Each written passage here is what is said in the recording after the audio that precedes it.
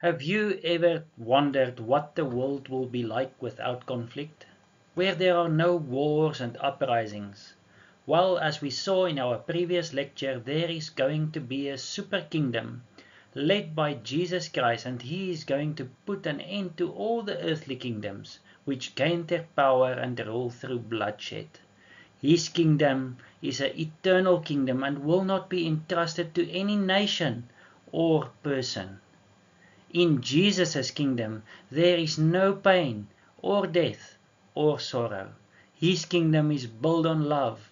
Are you also looking forward for this kingdom? Do you want to be part of Jesus' kingdom? Today we are going to look at Daniel 7 and see that there is indeed hope beyond the kingdoms of the earth. Welcome back to Hope Beyond Tomorrow, Unlocking Bible Prophecy. Well, where I live, there are the big five game of Africa. The first one of them is the African buffalo, fierce and dangerous, unlike those in Asia and other parts of the world where they are used for plowing. The South African buffalo has already killed many people. Then the second one is the giant of Africa, the African elephant. This elephant is also dangerous. And you must not underestimate it, because as big as it is, it can hide behind a tree and surprise you when you pass by with a vehicle. The third one is the leopard, also a dangerous cat and very good in climbing, and it is so strong that it can drag its prey into a tree to avoid the scavengers of Africa to steal its meal. Then we have another giant of Africa, and that's the black or the white rhino, who are very protected, or are protected species here in South Africa because they poach their horns for a medical reason. Lastly, we have the king of the jungle, the lion. The lion is also common here in Africa, and if you see them, if you go to the Kruger National Park in the day and it's a hot day, you will just see them lazy lying under the shade of a tree. But today we are also going to look at the big four beasts of Daniel 7, and that's why my lecture's name today is Hope Beyond Daniel 7's Kingdoms. But before we dive into Daniel 7, let us just recap on our previous lecture of Daniel 2. You know, in Daniel 2, Nebuchadnezzar had this dream, and we saw that the head was representative of the Babylonian Empire under Nebuchadnezzar. But under Cyrus, the Medes and the Persians conquered Babylon, and that's the rise of the Medo-Persian Empire. But they were also conquered by Alexander the Great with the Grecian Empire that started after them, that was represented by the bronze. And then we saw the two legs of iron, which was the pagan Roman Empire, and the feet of iron and clay was the divided Roman Empire. And we saw that in the time of this divided Roman Empire, the rock will come loose, which represents Jesus' second coming. So before we continue our study, let's have a word of prayer. Lord, as we're going to study your word, Lord, may your Holy Spirit help us to interpret it right. And Lord, help us to give us hope beyond tomorrow, is our prayer in Jesus' name. Amen. We start in Daniel 7 verse 1, and there it says, "In the first year of Belshazzar, king of Babylon, Daniel saw a dream and visions of his head as he lay in his bed. Then he wrote down the dream and told the sum of the matter." So in Daniel 2 we had Nebuchadnezzar that had the dream, but this time in Daniel 7 we see that Daniel had the dream and the vision on his bed. And it says, Daniel declared, I saw in my vision by night, and behold, the four winds of the heaven were stirring up the great sea. And four great beasts came up out of the sea, different from one another. Should we put our own interpretation behind these symbols and beasts and their meaning? Well, Peter told us in 2 Peter 1 verse 20, knowing this first of all, that no prophecy of Scripture comes from someone's own interpretation. So we should not put our own interpretation, but we should let the Bible interpret itself. So let's go to some of these symbols that we will find in this prophecy and see what is their meaning. Now, wind represented war, conflict, and strife. Jeremiah 49:36, it says, And I will bring up an Elam, the four winds from the four quarters of heaven, and I will scatter them to all those winds, and there shall be no nation to which those driven out of Elam shall not come. So here we see there is conflict arising in Elam, and it is said that it is wind that does that. So wind is then representative of war, conflict, and strife. What about the sea or the waters? Waters and seas represent people, multitude, nations, and languages, according to Revelation 17:15. And the angel said to me, the waters that you saw where the prostitutes is seated are peoples and multitudes and nations and languages. So we don't have to speculate, the Bible gives us the interpretation. The next one is the beast, which is king and kingdom, according to Daniel 7:17. These four great beasts are four kings who shall arise out of the earth. So the kingdom of the earth. In the Bible commentary it says, to Daniel was given a vision of fierce beasts representing the powers of the earth, but the ensign of the Messiah's kingdom is a lamb. While earthly kingdoms rule by the ascendancy of physical power, Christ is to banish every carnal weapon, every instrument of coercion. His kingdom was to be established to uplift and ennoble feeble humanity. The first beast. So the first beast was like a lion and had eagle wings. Then as I looked, its wings were plucked off, and it was lifted up from the ground and made to stand on 2 feet like a man, and the mind of a man was given it. So Jeremiah spoke about this kingdom of Babylonia, and it said in Jeremiah 4 verse 7, a lion has gone up from its thicket, a destroyer of nations has set out. He has gone out from his place to make your land a waste. Your cities will be ruins without inhabitants. So Jeremiah spoke about this kingdom that will come, and he also symbolized it as a lion, just like Daniel. But he continued in Jeremiah 21 verse 7, afterward declares the Lord, I will give Zedekiah king of Judah and his servants and the people in his city who survived the pestilence, the sword, the famine, into the hand of Nebuchadnezzar the king of Babylon. So Jeremiah even tell us who the king would have been of Babylon, and he said it is King Nebuchadnezzar. Some historical facts about Nebuchadnezzar. Nebuchadnezzar II is known as the greatest king of the Chaldean dynasty of Babylon. He conquered Syria and Palestine and made Babylon a beautiful city. He destroyed the Temple of Jerusalem and began the Babylonian exile of the Jewish population. There was also archaeological founds that they found to affirm this kingdom.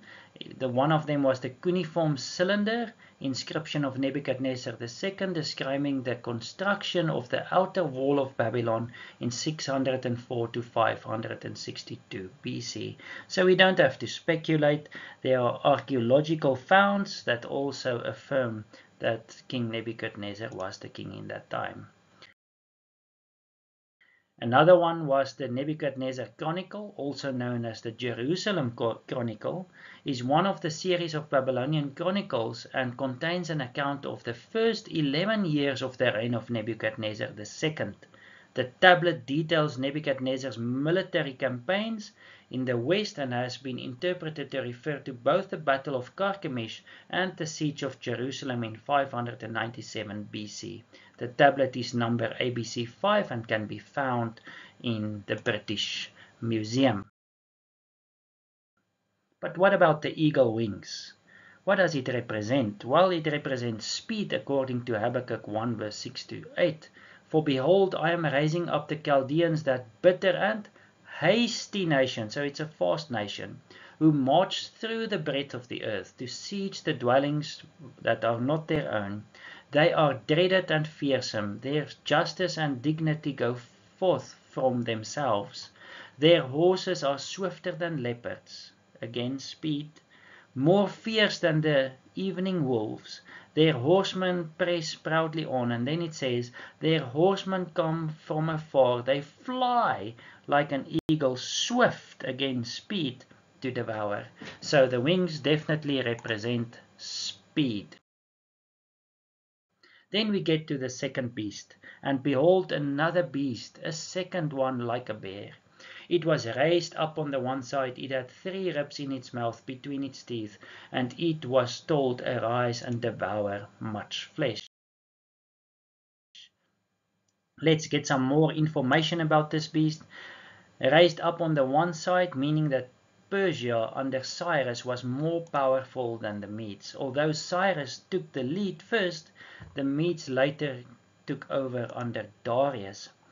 3 ribs. The Medo-Persian Empire conquered 3 great nations, namely Babylon, Lydia, and Egypt. In the commentary it says, the bear lifted up on the one side, the kingdom was composed of 2 nationalities, the Medes and the Persians. The same fact is represented by the 2 horns of the ram of Daniel 8. Of these horns it is said that the higher horn came up last, and the bear that are lifted up on the one side. This was fulfilled by the Persian division of the kingdom, for although it came up last, it attained a higher eminence and became a dominating influence in the nation. So this we see in Daniel 8 verse 20. As for the ram that was saw with the 2 horns, these are the kings of Medo and Persia. Media, Persia. So we see the 2 kings as it said in the prophecy as well. Now again in the commentary, the 3 ribs, that 3 ribs in the mouth of the bear, the 3 ribs doubtlessly signify the 3 provinces of Babylon, Lydia, and Egypt, which were especially oppressed by the Medo-Persian Empire. The command, arise, devour much flesh, would naturally refer to the stimulus given to the Medes and the Persians by the overthrow of these provinces. The character of the power is well represented by a bear, because the Medes and the Persians were a cruel nation and rapacious robbers and spoilers of the people. This Medo-Persian kingdom continued from the overthrow of Babylon by Cyrus to the Battle of Arbela in 331 BC, a period of 270 days. Let's look at this Battle of Arbela. The Battle of Gaugamela, also known as the Battle of Arbela, in 1 October 331 BC, in which Alexander the Great completed his conquest of Darius III's Persian Empire. It was an extraordinary victory achieved against a numerically much larger army on the ground chosen by the Persians.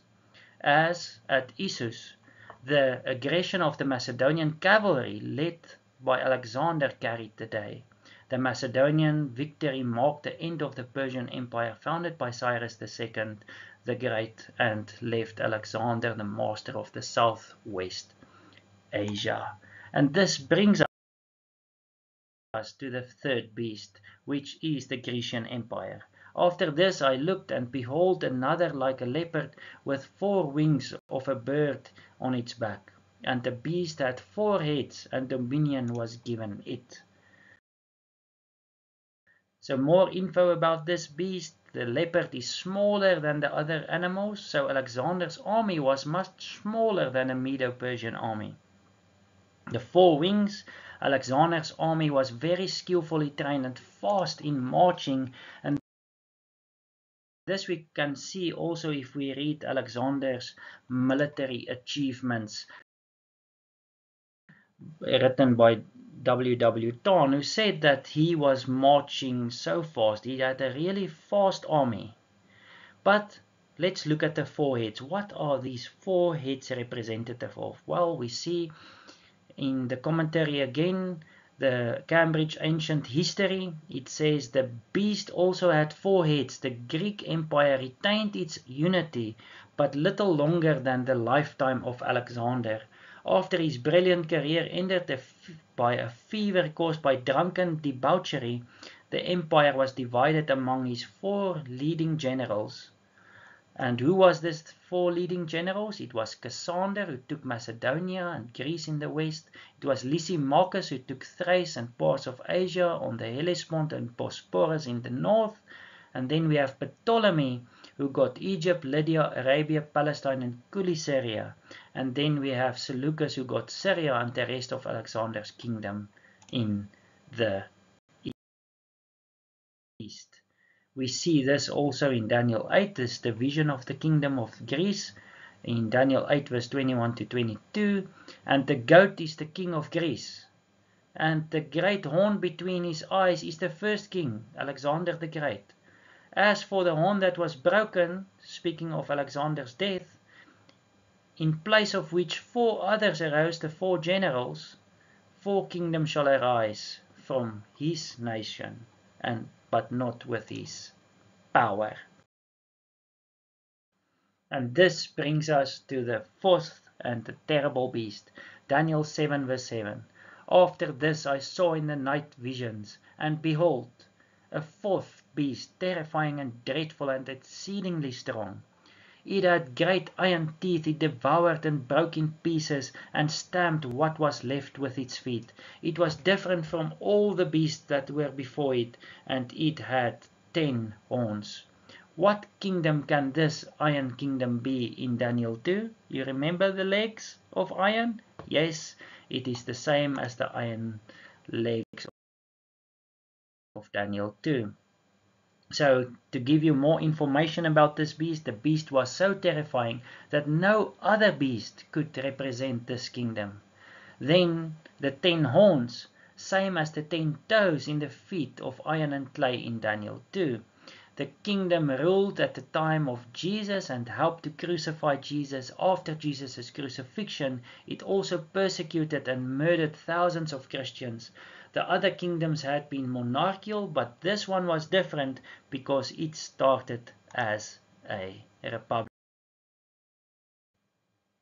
How accurately Rome answered the iron part of the image. How accurately it answers the beast before us.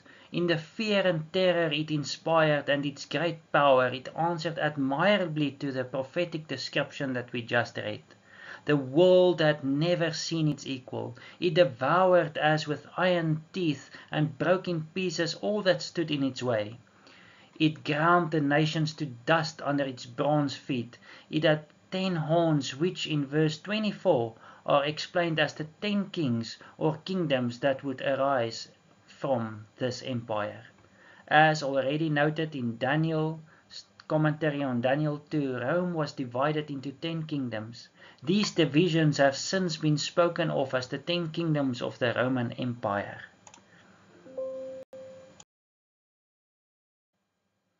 But this was not all. Daniel 7:8 said, I considered the horns, and behold, there came up among them another horn, a little one, before which 3 of the first were plucked up by the roots. And behold, in this horn were eyes like the eyes of a man, and a mouth that speak great things. This we will handle in our next lecture.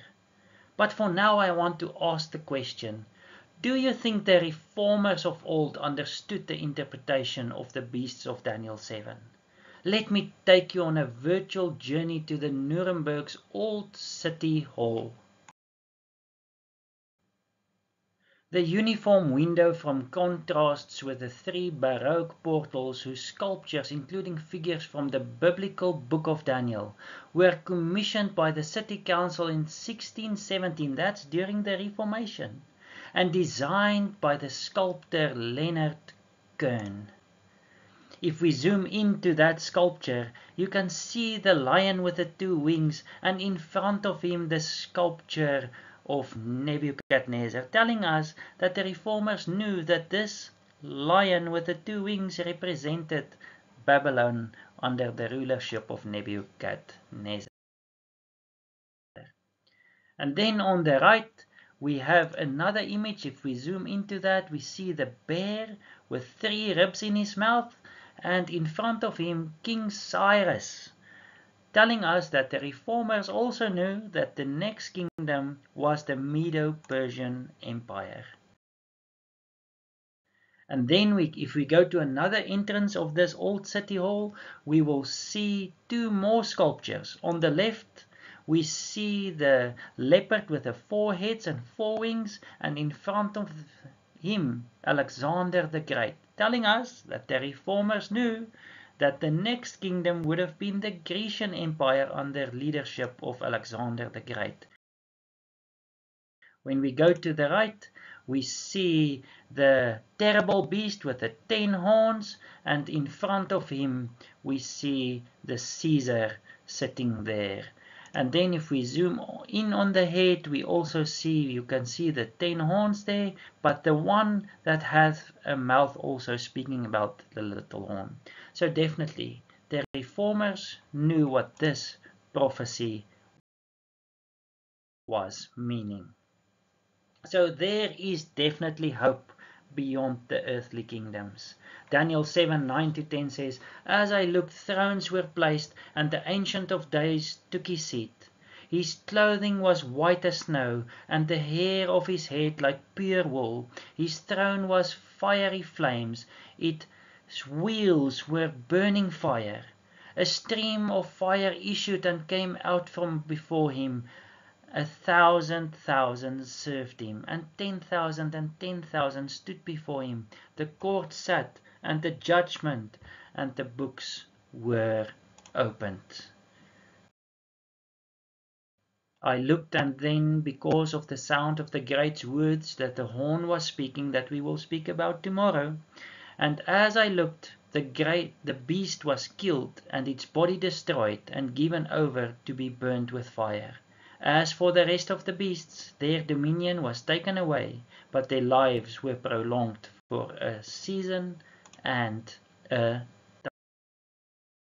time, until the Ancient of Days came, and judgment was given for the saints of the Most High, and the time came when the saints possessed the kingdom. Isn't this hope beyond tomorrow? Isn't this speaking about the second coming of Jesus? But the court shall sit in judgment, and his kingdom shall be taken away to be consumed and be destroyed to the end. The kingdom and the dominion and the greatness of the kingdoms under the whole heaven shall be given to the people of the saints of the Most High. The kingdom shall be an everlasting kingdom, and all dominion shall serve and obey them. You see, amidst the images of terrible messages about the events of this world, suddenly encouraging scenes are revealed for the children of God. We find interesting sequence that is repeated. A court case is held, the beast is killed, the kingdom is given to the saint. It seems as if God wants us to let us know in advance that there is hope beyond tomorrow. Here is the correct order of events. The thrones of the court are set. The Ancient of Days takes his seat. The Son of Man enters the court. The judgment takes place. The prize is given to the Son of Man and to the saints. The beast is destroyed. Surely there is hope beyond. Daniel continues and he says, I saw in the night vision, and behold, with the clouds of heaven there came one like the Son of Man, the second coming. And he came to the Ancient of Days and was presented before him, and to him was given dominion and glory and a kingdom. To all peoples, nations, and languages should serve him. His dominion is an everlasting dominion, which shall not pass away, and his kingdom one that shall not be destroyed. What have we learned? What have we learned today? We have learned that this kingdom is the same as the image of Daniel 2. The head of gold was Babylon, and in Daniel 7 it was the lion with the 2 wings. The breast and arms of silver was Medo-Persia, and represented by silver. In Daniel 7 it was represented by the beast with the 3 ribs in his mouth, raised up on the one side. The next kingdom was the brass kingdom of Greece, under leadership of Alexander the Great. In Daniel 7 it was represented by the leopard with the 4 heads and 4 wings. The next kingdom was the iron kingdom of the image, but it was represented by the terrible beast in Daniel 7. And then we have the division, the divided Roman Empire in the feet of iron and clay, and it was in Daniel 7 it was the 10 horns and also the little horn that came out. And then we saw the rock that came loose from the mountain was the second coming of Jesus. And we saw that this chapter in Daniel 7 also ended with hope beyond tomorrow, that there is another kingdom coming under leadership of Jesus Christ. His second coming is the hope that we should hold on to. Let's have a word of prayer. Lord, thank you that we can trust in you. Thank you that you are in control of this world's history and future. Lord, thank you that there is hope beyond tomorrow, is our prayer in Jesus' name. Amen.